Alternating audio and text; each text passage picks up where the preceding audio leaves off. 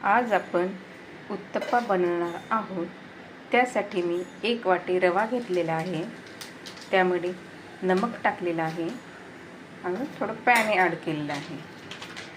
अशा प्रकारे झालेले आहे आपले बॅटर। 2-3 मिनिटं ठेवलेले आहे, तसं फुलून एकदम मस्त फ्लफी झालेलं आहे। तर यामध्ये आपण टाकूया चिरलेला कांदा, टोमॅटो,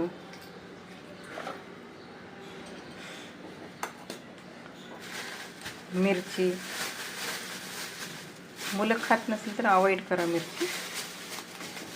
त्याचबरोबर कोथिंबीर। सर्व आपण असं एकत्र टाकलेलं आहे। हे व्यवस्थित असं मिक्स करून घ्या। याचं बॅटर नाही का थोडं थिकच राहू द्या, घट्टच राहू द्या, कारण उत्तप्पा जाड असतो ना त्यामुळे। हे बघा बॅटर व्यवस्थित झालेले आहे। तर आपण हे पॅनच्या तव्यावर टाकूयात।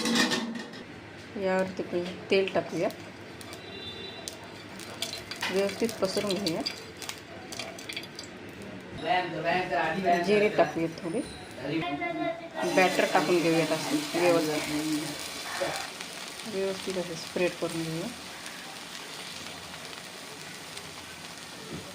त्याच्यात सोडा वगैरे काही टाकायचं नाही, हे असाच सॉफ्ट होतो। व्यवस्थित स्प्रेड झालेला आहे। हे आपण मीडियम फ्लेमवर ठेवलेलं आहे। एक साईड झाली आहे, दुसरी साईड भाजली आहे।